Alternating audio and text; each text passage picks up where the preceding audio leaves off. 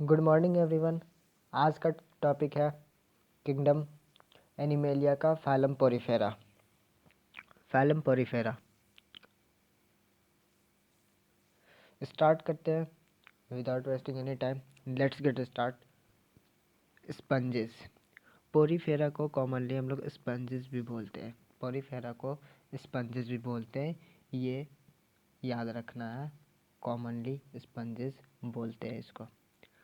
लेकिन एक बात मन में आता, हर चीज़ का स्टडी का एक नाम होता है, तो उसी तरह स्पंजेस के स्टडी का नाम को हम लोग पाराजूलॉजी बोलते हैं। मतलब स्पंजेस के बारे में अगर हम कुछ स्टडी करते हैं, उसके बारे में हम कुछ पढ़ते हैं, तो उसको हम लोग पाराजूलॉजी बोलते हैं। पहला, पोरीफेरा को हम लोग स्पंजेस बोलते हैं। दूसरा कि स्पंजेस के स्टडी को हम लोग क्या बोलते हैं, तो दूसरा हो गया पाराजूलॉजी। स्पंजेस को स्टडी को पाराजूलॉजी बोलते हैं। अब पोरीफेरा फाइलम कैसा है और वो कैसे रहते हैं, इसके बारे में कुछ जानते हैं। तो सबसे पहले वो एक्वेटिक होते हैं, मतलब पानी में रहने वाले। वो एक्वेटिक होते हैं, पानी में रहने वाले, और साथ ही साथ वो सेसाइल भी होते हैं। सेसाइल कहने का मतलब कि वो हिलते विलते नहीं है, एक जगह कहीं जमे हैं। मतलब कि एक में ऐसा है, बताता हूँ। जैसा कोई नदी वदी है, साइड में कोई पत्थर है, काला पत्थर बनाता हूँ मैं, और स्पंजेस को उजला बनाते। ये यहाँ स्पंजेस है और ये आराम से यहाँ पे बैठा हुआ है, यहाँ से हिलेगा डोलेगा नहीं, बस वहीं पत्थर पे पड़ा हुआ है। यही इसी को कहने का मतलब है सेसाइल। मतलब ये हिलता डोलता नहीं, एक जगह चिपका हुआ है तो वहीं चिपका हुआ है, उसी को सेसाइल कहते हैं। तो ये हो गया कि ये एक्वेटिक है और सेसाइल है। तो पोरीफेरा के जितने भी स्पेसिस है, लगभग वो मेराइन ही है। मतलब कि ये मेराइन वाटर में रहने वाले हैं सब। पोरीफेरा के जितने भी है वो मेराइन वाटर में रहने वाले हैं। लेकिन कुछ पोरीफेरा जो है फ्रेश वाटर में भी मिलता है। मतलब कुछ पोरीफेरा फ्रेश वाटर में भी पाया जाता है। ये हो गया तीन चीज़ें। पहला, पोरीफेरा को स्पंज बोलते हैं। दूसरा, उसके स्टडी को पाराजूलॉजी बोलते हैं। और तीसरा कि ये मेराइन होता है, लेकिन कुछ स्पंजेस फ्रेश वाटर में भी मिलते हैं। उसके बाद ये है कि ये सोलोनिटरी भी हो सकता है या कॉलोनियल में भी हो सकता है। कॉलोनियल भी हो सकता है, मतलब अकेले भी रह सकता है, या तो कॉलोनी में भी रह सकता है वो झुंड बना के। तो ये हो गया सोलोनिटरी और कॉलोनियल। यहाँ तक हो गया ये इसके कुछ बेसिक सा चीज़। फिर आगे इसके बॉडी के बारे में थोड़ा जानते हैं। इसके बॉडी में बहुत सारे ओपनिंग होते हैं। पोरीफेरा के बॉडी में बहुत सारे ओपनिंग होते हैं। इसको ऑस्टिया बोलते हैं हम लोग। पोरीफेरा के बॉडी में बहुत सारे ओपनिंग होते हैं वाटर जाने के लिए। पोरीफेरा के बॉडी के अंदर वाटर जाने के लिए बहुत सारे ओपनिंग होते हैं। अभी मैं ल्यूकोसेलेनिया के डायग्राम के साथ में अच्छे से बताऊंगा। अभी ओवरव्यू लो। एक इमेजिन करो, एक कोई एनिमल है, उसके बॉडी में बहुत सारे स्पोर्स है, स्पोर नहीं, मिस्टेक हो गया, सॉरी। मतलब बहुत सारे छेद हैं और वो वाटर ले रहा है उससे, और एक बड़ा सा छेद है, उससे पानी बाहर निकाल रहा है। छेद कहने का मतलब ओपनिंग, मतलब बहुत सारे ओपनिंग है, उसको ऑस्टिया बोलते हैं। और एक बड़ा सा ओपनिंग है, उसको ऑस्कुलम बोलते हैं। और ये काम क्या करता है, तो बस सारे ऑस्टिया पानी लाते हैं और ऑस्कुलम सारे पानी को बाहर करते हैं, और जितने भी प्रोसेस अंदर होने रहता है बॉडी के अंदर, सारा हो जाता है। ये हो गया इसका कुछ बेसिक फीचर। अब इसके डायग्राम के साथ मैं बताता हूँ। एक ल्यूकोसेलेनिया पोरीफेरा का एग्जाम्पल है, उसी के डायग्राम के साथ देखते हैं। ये है ल्यूकोसेलेनिया पोरीफेरा का एक एग्जाम्पल है। ये देखो, ये है ऑस्टिया, बहुत सारे ओपनिंग। यही मैं बोल रहा था, न्यूमरस ओपनिंग, बहुत सारे ओपनिंग। बहुत सारे छेद। ये हो गया ऑस्टिया, इससे पानी जा रहा है अंदर और इसमें जितने भी चीज़ होना था हो रहा है, बायोलॉजिकल प्रोसेस। उसके बाद ऑस्कुलम से पानी बाहर, ये ऑस्कुलम, ये ऑस्कुलम, ये ऑस्कुलम, इससे पानी बाहर। ऑस्कुलम को मैं दूसरे कलर से दिखाता हूँ, ये है ऑस्कुलम, ये यहाँ से वाटर बाहर जा रहा है। ये ऑस्टिया और ऑस्कुलम समझ आ गया होगा, नहीं आया? फिर से मैं अपना डायग्राम बना कर बताता हूँ।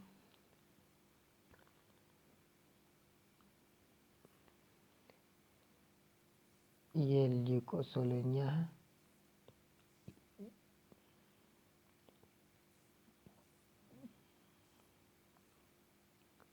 जिसको नोट्स बनाना साथ साथ बना लो नोट्स। और ये है इसके बॉडी वॉल ल्यूकोसोलेनिया के, और ये है ऑस्टिया जिससे वाटर अंदर जाएगा, ये है ऑस्टिया जिससे वाटर अंदर जाएगा, और ये है ऑस्कुलम, कुलम ऑस्कुलम, ये है। यहाँ से वाटर बाहर जाएगा, यहाँ से पानी निकलेगा, यहाँ से पानी निकलेगा। ये है ऑस्कुलम, ये है ऑस्कुलम,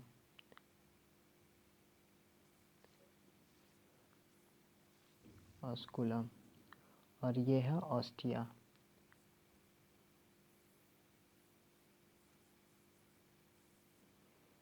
ये ऑस्कुलम और ऑस्टिया का फंडा समझ आ गया होगा। और इसको, ये जो है अंदर, ये जो कैविटी आपको दिख रहा, इसको स्पंजियोसियल बोलते हैं। ये जो कैविटी को स्पंजियोसियल बोलते हैं।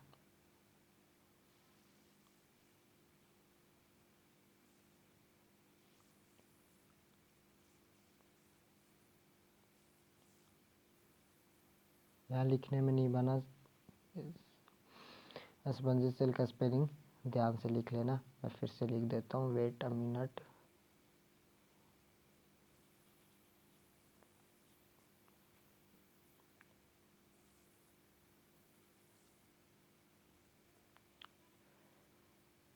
यार काफ़ी दिक्कत आज हो रही है इस लेक्चर लेने में। चलो फिर भी कंटिन्यू रखते हैं क्लास को। दिवाली का माहौल चल रहा गाइस, सब पता नहीं आप लोग का वीडियो देखोगे, लेकिन अभी जब मैं बना रहा हूँ दिवाली का माहौल चल रहा। स्पंजियोसियल, ये ओ है, ये हो गया। ये सारे स्पेलिंग साथ में अलग मत लिखना। ये हो गया ल्यूकोसेलेनिया का बॉडी का जो एक्सटर्नली जो था मैं बता दिया। अब उसके बाद बॉडी वॉल इसके डिस्कस करते हैं, किस किस सेल, कौन कौन सेल टाइप के होते हैं। ये इसके बॉडी वॉल, तो बॉडी वॉल दो होते, एक आउटर होता है, एक आउटर होता है और एक इनर। आउटर वाले को पिनेकोडर्म बोलते हैं, आउटर वाले को पिनेकोडर्म बोलते हैं, और इनर वाले को कोनेकोडर्म। आउटर वाले को पिनेकोडर्म और इनर वाले को कोनेकोडर्म। आउटर पिनेकोडर्म और इनर कोनेकोडर्म, ये हो गया। अब आउटर का बात करते हैं, तो आउटर दो तरह के सेल से बने होते हैं। पहला है पिनेकोसाइट, दूसरा है पोरोसाइट। पिनेकोसाइट, पोरोसाइट, पिनेकोसाइट, पोरोसाइट, दो टाइप के सेल आउटर पिनेकोडर्म को बनाता है। तो जो पिनेकोसाइट है वो फ्लैट सेल्स होते हैं, वो चिपटा टाइप का होता है, फ्लैट सेल्स होते हैं, चिपटा।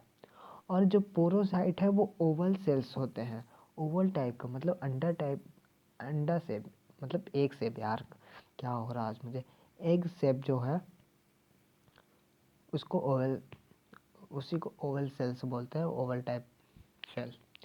मतलब कि वो अंडेकार जैसा है, एग शेप जैसा है, उसी को ओवल सेल्स बोलते हैं। तो जो पोरोसाइट है वो ओवल सेल्स टाइप का, ओवल सेल्स है। और ये पिनेकोसाइट्स जो है वो फ्लैट सेल है, चिपटा है, तो ये आउटर पिनेकोडर्म, तो ये समझ आ गया कि ये दो टाइप के सेल से बने होते हैं, एक पिनेकोसाइट दूसरा पोरोसाइट। जो इनर कोनेकोडर्म है, जो इनर कोनेकोडर्म है वो कॉलर सेल से बना होता है और उसको कोएनोसाइट्स भी बोलते हैं। कॉलर सेल को कोएनोसाइट्स भी बोलते हैं। जो कॉलर सेल और कोएनोसाइट्स जो है दोनों एक ही सेल है, दोनों एक ही सेल का दो नाम है। और इसमें ये मैं बता रहा हूँ कि जो कॉलर सेल्स है उसमें फ्लैजिला होता है, मतलब वो फ्लैजिलेटेड होता है, फ्लैजिला होता है। कॉलर सेल कोएनोसाइट दोनों एक ही सेल का नाम है, वो फ्लैजिलेटेड होता है, उसमें फ्लैजिला होता है। और ये जो कोएनोसाइट है, कॉलर सेल है जिसमें फ्लैजिला होता है, ये यूनिक कैरेक्टरिस्टिक है। पोरीफेरा का यूनिक फीचर यही है, पोरीफेरा का यूनिक फीचर यही है कि उसमें ये कॉलर सेल प्रेजेंट होता है। ये इनर कोनाइकोडर्म का हो गया। अब बात आता है कि इन दोनों के बीच में कुछ न कुछ है, तो इन दोनों के बीच में क्या है? इन दोनों के बीच में एक मटेरियल प्रेजेंट है जिसको मीजनकाइम बोलते हैं। इन दोनों के बीच में एक मटेरियल प्रेजेंट है जिसको मीजनकाइम बोलते हैं और ये जिलेटेनियस मटेरियल है, ये जिलेटेनियस मटेरियल है और इसको मीजनकाइम बोलते हैं। और ये दोनों के बीच में प्रेजेंट होता है, आउटर पिनेकोडर्म और इनर कोनेकोडर्म के बीच में। और ये दोनों के बीच में जो ये मीजनकाइम मटेरियल प्रेजेंट है, इसमें कुछ सर्टेन अमीबोसाइट्स सेल्स होते हैं, कुछ अमीबोबाइट सेल्स होते हैं। वो दो सेल्स में स्क्लेरोब्लास्ट और दूसरा आर्कियोकाइट्स। ये स्क्लेरोब्लास्ट क्या करता है? तो ये स्केलेटल एलिमेंट बनाने में हेल्प करता है। और ये आर्कियोसाइट जो है ये टोटीपोटेंट सेल है, ये फॉर्मेशन ऑफ स्पर्मेटोजोवा और ओवा करता है। तो ये जो टोटीपोटेंट सेल मतलब आप जानते हैं क्या? टोटीपोटेंट मतलब ऐसा सेल जो कुछ भी बना सकता हो, उसी को टोटीपोटेंट सेल बोलते हैं। कि जो सेल में कैपेसिटी है कि वो कोई भी सेल बना सकता है, उसी को टोटीपोटेंट सेल्स बोलते हैं। अब ये आउटर पिनेकोडर्म और इनर कोनेकोडर्म ये दोनों तो क्लियर हो गया होगा। ये इसके बीच में जो मीजनकाइम है ये समझ आ गया होगा।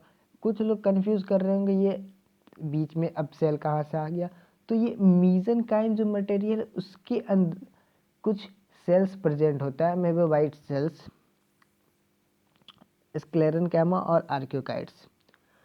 ये दोनों का काम क्या क्या है मैं बता दिया, फिर से बता देता हूँ। जो स्क्लेरोब्लास्ट है वो स्केलेटल मसल फॉर्मेशन में काम आता है और ये जो है आर्कियोकाइट्स ये ओवा और स्पर्मेटोजोआ के फॉर्मेशन में काम आता है। ये हो गया इसके बॉडी वॉल का। और जो स्पंजेस का पोरीफेरा का सिमेट्री जो है वो एसिमेट्रिकल होता है, एसिमेट्रिकल होता है। बॉडी वॉल में पहले बता दिए, ये दोनों बताना छूट गया था, मैं ये दोनों को भी अच्छे से एक्सप्लेन कर देता हूँ। तो स्पंजेस जो है वो बहुत सारे बॉडी फॉर्म में प्रेजेंट रहते हैं, बहुत सारे बॉडी, मतलब उसका शेप इरेगुलर ही रहता है लगभग सब। तो सारे सारे स्पंजेस नहीं, लगभग सब स्पंजेस एसिमेट्रिकल ही होते हैं। लेकिन लेकिन लेकिन दो स्पंजेस जो है साइकन और ल्यूकोसेलेनिया जो होते हैं वो रेडियल सिमेट्री शो करते हैं। रेडियल सिमेट्री मतलब कि अगर किसी भी प्लेन से हम लोग उसको कट करते हैं तो वो 2 इक्वल हाफ में हो जाता है। तो ये साइकन और ल्यूकोसेलेनिया रेडियल सिमेट्री शो करता है। ये हो गया साइकन ल्यूकोसेलेनिया रेडियल सिमेट्री शो करता है वो। उसके बाद आता है कि इसका ऑर्गेनाइजेशन, बॉडी लेवल ऑर्गेनाइजेशन कैसा है? तो ये सेलुलर लेवल ऑफ ऑर्गेनाइजेशन है, मतलब इसमें सेल्स रहते हैं बस, टिश्यूज नहीं होता। वो लूज एग्रीगेट के फॉर्म में अरेंज्ड होते हैं और वो अपना डिवीजन और फ्लेवर रखते हैं, मतलब अपना काम बांट रखे होते हैं, अपना सेल क्या कर रहे हैं जो। उसके बाद ये एसिलोमेट होते हैं, मतलब इसमें कोई सिलोम नहीं होता है, इसमें कोई बॉडी कैविटी नहीं होता। एसिलोमेट मतलब बॉडी कैविटी नहीं है रहता है इसमें। अब मैं ये बोल रहा हूँ कि बॉडी कैविटी नहीं होता, एसिलोमेट एनिमल है, इसका ये मतलब मत समझ लेना कि ये स्पंजोसील और ये एसिलोमेट एनिमल दोनों अलग अलग चीज़ में बता रहा हूँ। ये स्पंजोसील और ये बॉडी कैविटी सीलोम दोनों अलग अलग चीज़ में बता रहा हूँ। वो एंडोडर्म एक्सोडर्म मेसोडर्म के बेसिस पे बॉडी कैविटी है और ये सेंट्रल कैविटी बॉडी कैविटी है, लार्ज सेंट्रल है, मतलब बॉडी इनक्लोज कर रहा। बाकी ये जो एंडोडर्म मेसोडर्म जो है उनके बीच में कैविटी नहीं है, वही इसीलिए एसिलोमेट बोला गया है। और इसके अंदर कैविटी है, इसको स्पंजोसील बोला गया है। तो दोनों अलग अलग चीज़ें, दोनों में कंफ्यूज नहीं होना। ये हो गया यहाँ तक इसका ख़त्म।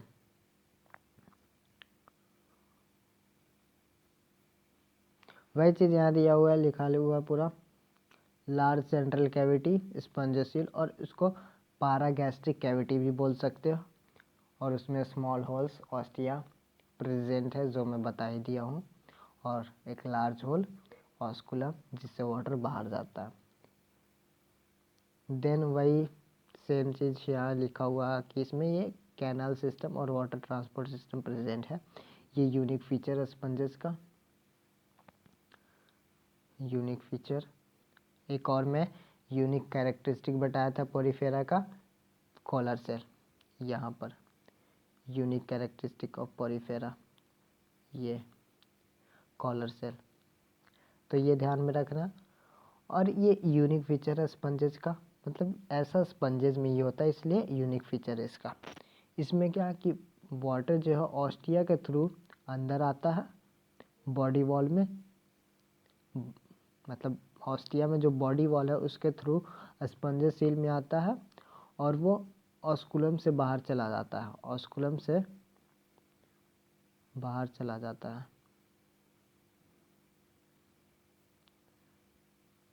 ऑस्कुलम से बाहर चला जाता है।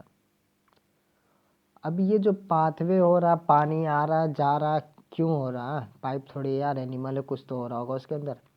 तो ये जो है वाटर ट्रांसपोर्ट जो है वो फूड गैदरिंग में, मतलब न्यूट्रिशन लेने में और रिस्पायरेशन करने में और रिमूवल ऑफ वेस्टेज मतलब एक्सक्रीशन करने में हेल्पफुल होता है। मतलब वो जो पानी ऑस्टिया के थ्रू अंदर आ रहा है, वाटर जो अंदर आ रहा है, उसी से स्पंजेस को न्यूट्रिशन मिलता है और उसी से वो लोग रिस्पायरेटरी एक्सचेंज करते हैं, मतलब रिस्पायरेशन कर लेते हैं और अपना एक्सक्रीशन उसी के थ्रू कर लेते हैं।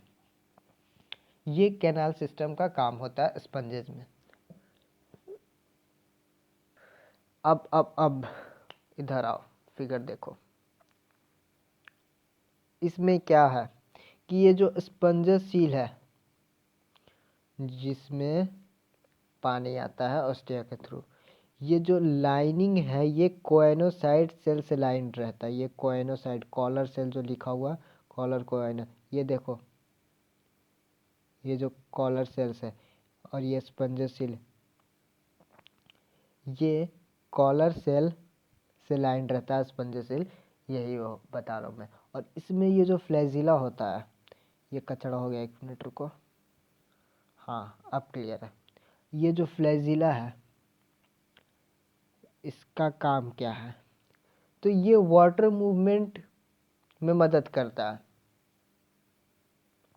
जो फ्लैजिला है जो वाटर करंट को मेंटेन करने में मदद करता है, मतलब पानी आराम से आए जाए इसके लिए ये फ्लैजिला हेल्प करता है।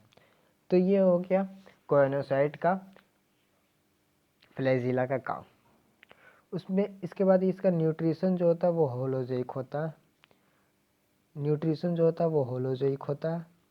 और इसमें जो डाइजेशन होता है वो इंट्रासेलुलर होता है, मतलब सेल के अंदर होता है, सेल के अंदर होता है digestion. Digestion is intra cellular का कहने का मतलब यही कि वो सेल के अंदर होता है। और वो कहाँ होता है? तो वो जो कोएनोसाइट सेल्स है, कॉलर सेल, पोरीफेरा का कैरेक्टरिस्टिक फीचर, ये कोएनोसाइट सेल्स के जो फूड वैक्यूल है उसमें होता है। वही ये पूरा, ये एनसीईआरटी का लाइन लिखा हुआ, डाइजेशन इज इंट्रासेलुलर। और ये भी, ये जितने अंडरलाइन पहले से किया हुआ वो एनसीईआरटी का लाइन्स है। Coenocyte form lining of sponges cell and canal, और ये ऊपर वाला ये है। किसी को अगर नोट करना है तो नोट कर सकता है। मैं एक बार पूरा ये लाइनिंग को इरेज कर दूंगा, लिखने में आसान होगा, लिख लेना। उसके बाद आते हैं स्केलेटल क्या